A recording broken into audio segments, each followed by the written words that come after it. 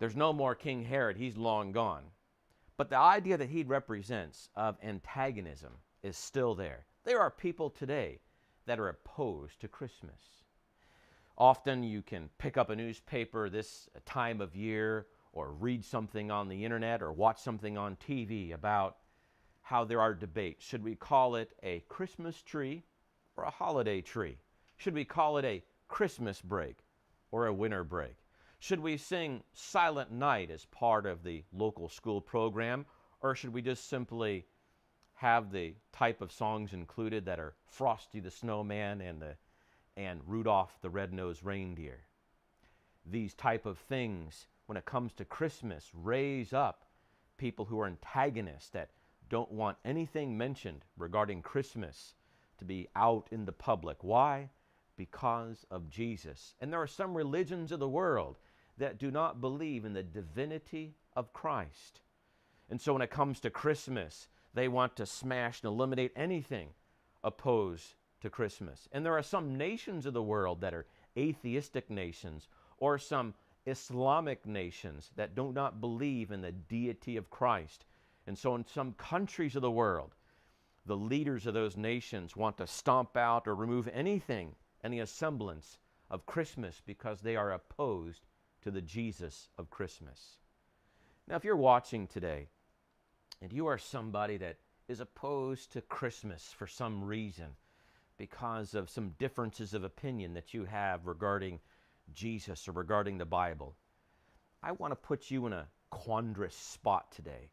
And just to ask you, will you please consider Christmas this year, the real meaning of Christmas?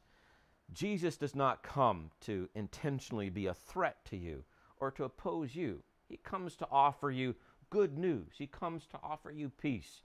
He comes to offer you forgiveness. And to that, he asks you to be willing to have an open mind, to have an open heart, and to consider the real meaning of Christmas. So today, if you are somebody that is opposed to Christmas, be open to the real meaning, to the real Jesus of Christmas this year, and let him change your life like perhaps you never thought was possible. The next people in the Christmas story is people that are passive, the sort of the quandrous passivity type of folks. This is represented in the religious people. In this part of the story, this group of wise men come to town. They come to Herod and say, "We've come because we've seen a star.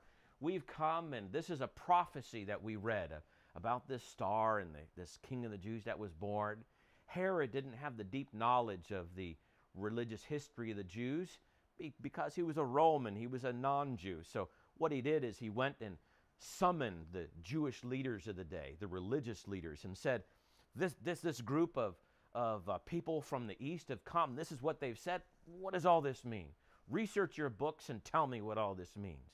And so they went to their books and they thumbed through all these pages and found that these people are right.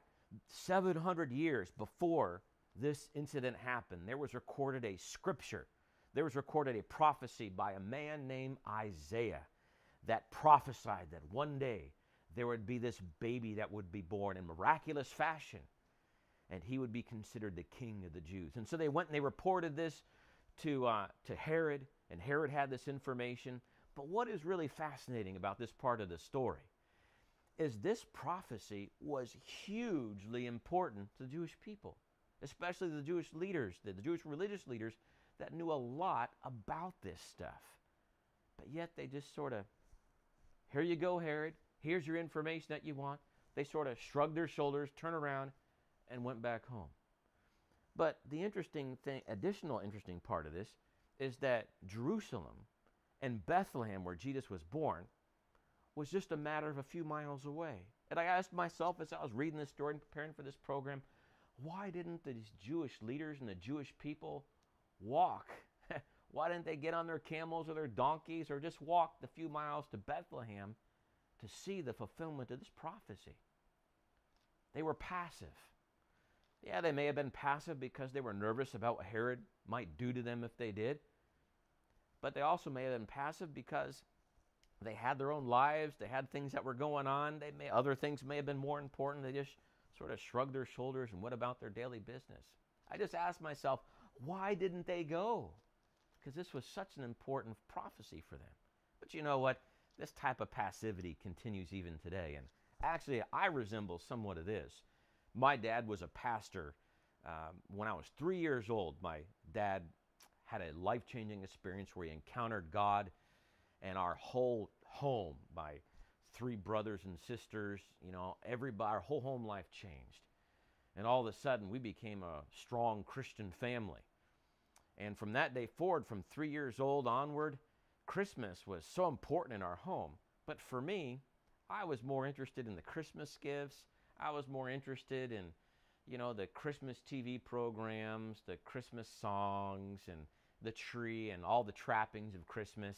To me, the real meaning of Christmas, Jesus, just didn't quite strike home. And I was religious. I had a form of religion on the outside, but it was sort of the shrug of the shoulders to me. So in some way, I resembled a lot of these type of folks that I was reading. You know what? There's a lot of us out there that may have a form of religion, and we enjoy the story of Jesus. We may even say we believe in Jesus, but we also really love the reindeer and Santa Claus and the Christmas lights and the parties and all the things that go with it. There's a scripture that says, having the appearance of godliness, but denying its power. That's what these religious leaders had. That's what I had early on in my life, was a form of religion, but there was really nothing there.